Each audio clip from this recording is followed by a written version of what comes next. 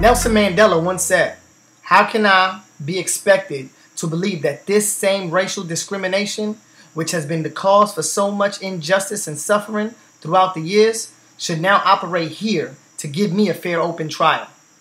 Consider myself neither morally nor legally obliged to obey laws made by Parliament in which I am not represented.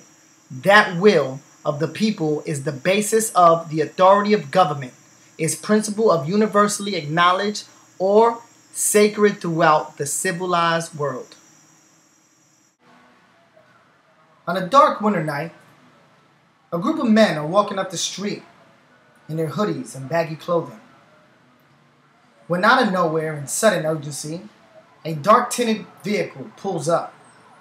Hopping out this vehicle is a four-man team of law enforcement officers. All you see are bulletproof vests, weapons exposed in the ready position.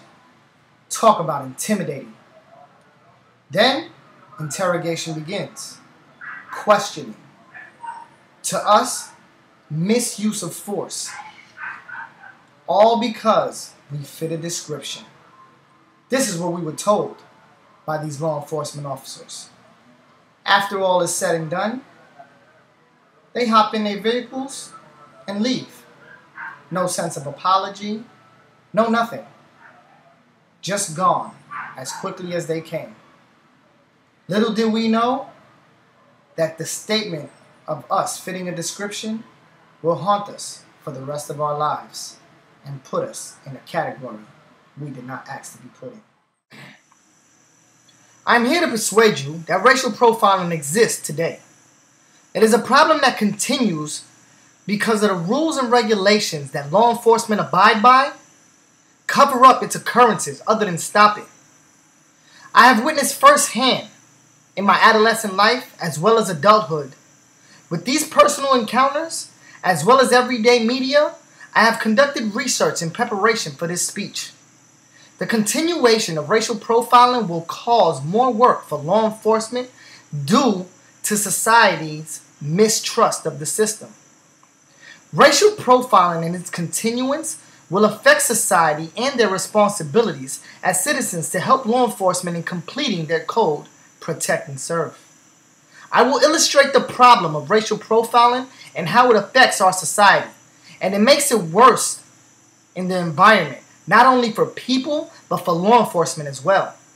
Many law enforcement officers engage in this act of racial profiling and are backed by tailored regulations to fit their job description.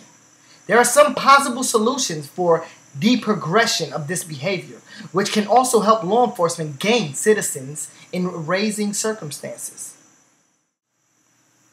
Many law enforcement officers have been accused and caught on camera of these sometimes turned violent acts. Many people that have been victims of these acts have family who in turn do not want anything to do with law enforcement officers, no matter the situation, even if they are the victims. According to McDevitt and Ramirez of 2000, when law enforcement practices are perceived to be unfair, biased, and disrespectful, communities of color are less willing to trust and confide in police officers, report crimes, participate in problem-solving activities, and be witnesses to trials or serve as jurors. In the Huffington Post, in April 17, 2012, the supporters of racial profiling argue that it helps identify criminals, protect innocent, and prevent crimes. By using race, police may apprehend the criminals before they hurt us, or so the argument goes. By using crime statistics to justify the racist profile, supporters claim to be different from racist. According to Jim Cleary in 2000, the broken window theory is a policing strategy that was pioneered by New York City and has been adopted by numerous other jurisdictions throughout the country. It has been widely credited for much of the crime reduction seen throughout the nation during the 90s. It is increasingly being questioned, though, by being overly harsh and excessive with use of force. The broken window policing strategy has been criticized, for example, for its possible role in some recent mistaken shootings by NYPD. These incidents have been widely publicized, and some may say that they've been unfairly targeting minority groups. Now, racial profiling not only gives the victim the perception that if they were targeted once, they will be targeted again, but it also gives the audience, in this case, the witnesses that are watching, the thought that they could possibly become a victim as well, and cause them to shut down and form any type of involvement of helping law enforcement in making the streets safer for society. Now, according to Stanley Brodsky, in 2001, although law enforcement officers have been given a bad rap throughout the years in the justice system due to the history of racial profiling and the way it has transpired over the years with law enforcement involved in it, they seem to have taken a role in their approach to handling criminal behavior.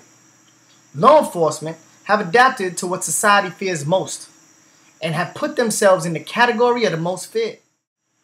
We should come together and protest, and in this protest, we should state that in the Department of Justice fact sheet of February 27, 2001, President Bush directed that racial profiling is formally banned.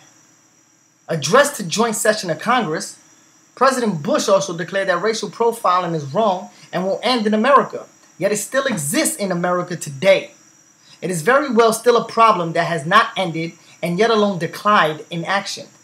The fact remains that it will not be a topic of extinction, but will be a topic that will continue to be raised until the people feel it has been dealt with appropriately and given the attention that society feels it deserves.